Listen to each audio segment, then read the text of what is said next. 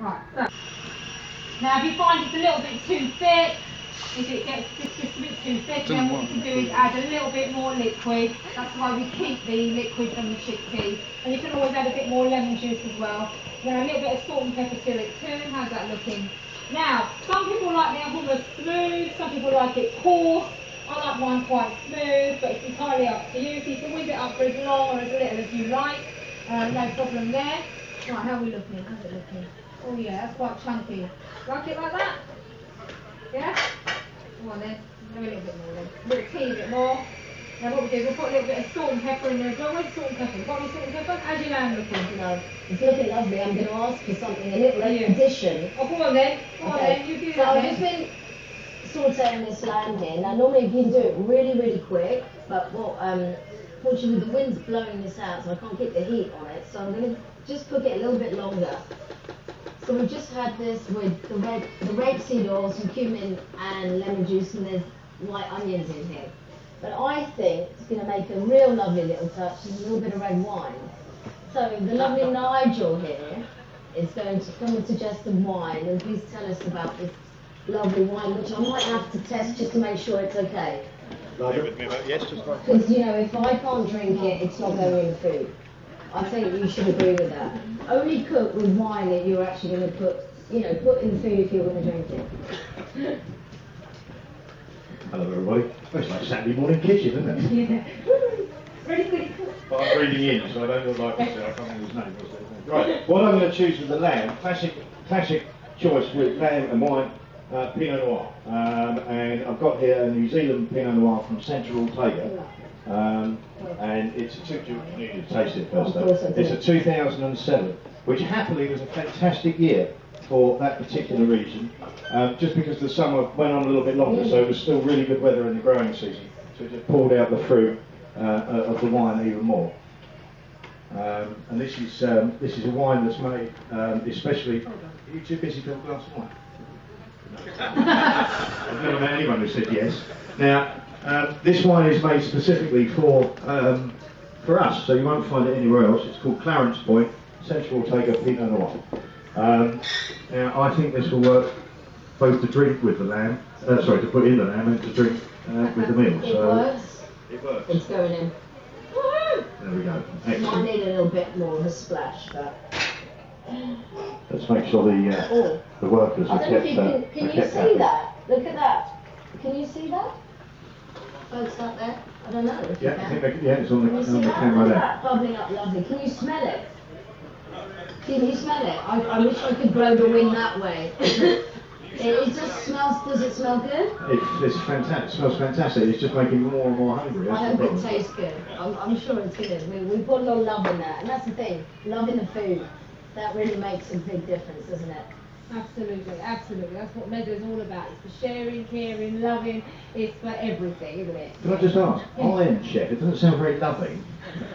It was cutthroat. It was hard. Is it sort of like you just got to keep on cooking till the last one drops in there? You just got to keep cooking. You just got to keep cooking. The Iron Chef, it was kind of an unusual setup. We had Iron Chef, as you know, like quite popular, well-known chef that were on TV. So we had Tom Atkins, Judy Jew, Martin Blueloss, and Sanjay Dwivedi. And every day we had to cook against one of those Iron Chefs as a team of 4, and we had to try and beat them with our dishes against their dishes. So what was really great was we managed to beat Tom Atkins and Judy Jew, both 2 top chefs, and we were dead pleased about that. Tom wasn't too happy. But anyway, so but that was really fantastic, and then we all win gold stars. So I kind of made it sort of to the final with my gold stars, but then just got picked to the post by another very good friend of mine, actually, Frank, and he's based in Suffolk. And he's a brilliant chef. You should check him out. Frank Conte, he's absolutely amazing. So I wasn't too sad, but it was an amazing experience, really good fun, and really high pressure, really high pressure. So, Couldn't we get from? Alright, get off. Get off. Right, so, how are we looking? Right, so we've got our salad, right, so what we're going to do? Okay, I think a round of applause for the lovely Theon. Well done. That's my number 1. Yeah. Right, so the salad, I'm just going to finish it with crumble a bit of feta cheese in there. I'm going to get that in there, I'm going to mix it up. use your hands, whatever you want, just get it all mixed in there. It's all about colour as well, it's all about colours, flavours, get that in there. Right, alright, open that for us. Thank you, darling. Thank you. Check. Thanks very much. Lost your iron, have you now? I lost my iron. Yeah. Need my iron back. Right, there's a bit of sumac. So sumac's really lovely. As I said, lemony, peppery. You can get it from any sort of Middle Eastern or Mediterranean delicatessen. Really amazing, with some really lovely flavour in there. And in the old days, when they didn't have lemons and other various herb citrusy things to put in their fruit, they would use sumac as a kind of preservative. How do you spell that? S-U-M-A-C or K. Some spell it with a K, some spell it with a C. S-U-M-A-C or K. Well, I was going to say as well, if any of you would like any of these recipes, obviously because I'm a bit last-minute.com, I didn't bring any with me. However, if any of you would like recipes, then please do email me. My sons, who are here, there's one, where's the other one gone? There he is. They're going to go around, they're going to hand out my cards for you, and it's got my website details and my email. Please feel free to email me after. Go on, off you go, go on then, do your job. Right, earn your keep. Yeah.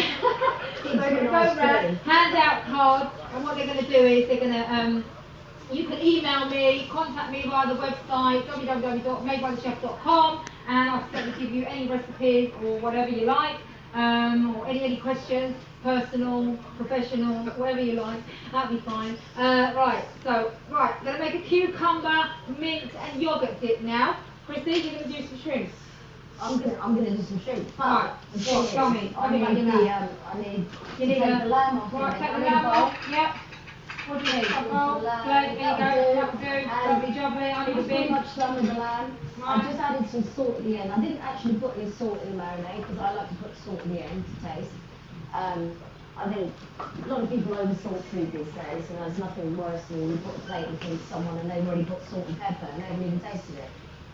Don't think we need it that much. I tend to use those as spices to bring out the flavourfulness. So, I mean, I just added a little bit of that lovely Cornish sea salt. Yeah. That's someone from here too? I presume it is. No, it's not. Okay, sorry. Just when they're mould in here. We couldn't get them. Bless them. Anyway, so, and then I'm just going to chop up some fresh coriander, which is very Mediterranean Indian anyway. Just going to throw that in there, and that's that done. Finished, simple. It's kind of like a fancy kebab, really, isn't it? Yeah, it's a bit like that. It's a bit of kebab as well. So yeah, so we're going to do some pizza bread later, and it will go really well with the cucumber dip which she's making there. Nice and refreshing. So this is good. All done. And I'm going to put this all on the plate here. That looks fantastic. Sorry you can't taste it. I'm gutted. Well, you can. I think we might. Yeah. We might. Where's our assistant? We might. Just don't tell anyone. At your own risk. Yeah? That's really simple. And I'm going to put that over there. Come see me later. And it's got all the lovely juices. Put a little damper on that. The problem we've got is, I think I explained at the beginning, that we've been cutting shellfish and things on that board and other foods earlier on today that we're just not allowed to let you have the food, I'm afraid. We'll have to stick with the wine, won't we, Nigel? Well, I tried it, it was lovely. Oh, beautiful. We'll stick that on there as well. I'm sure. Where's our lovely helper lady? Let her. I'm sure you can. Alan can sort it out. It's health and safety issues. I know nothing about such things. Yeah. My mother never talked to me about health and safety issues. And where I worked on yachts for a long time, we had something called the 2-second rule. Sailing yachts kind of move around a lot like that, and it's typical when you're about to serve the food, they want to tack. So basically everything has to go from one side to the other, and inevitably it ends up on the floor. So there's something called the 2-second rule. If you get it off the floor within 2 seconds, it's okay to serve. And don't tell them that, they're never going on a cruise, ever! Not on cruise ships, oh gosh, don't know. The cruise ships doesn't matter, because we used to joke with cruise ships was for the overfed, the newlywed and the nearly dead. Oh dear, that might ring a bell with a few people there. What a laughing, look.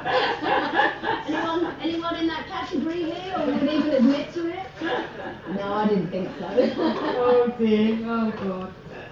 Right, what we've got here, right, so what I've done is I've grated the cucumber and just drain off any excess liquid, yeah? The obviously cucumber's got a lot of water in it, so what you could do also is you could slice it very thinly, salt it and leave it for about half an hour before you use it, and again, just drain off any excess liquid.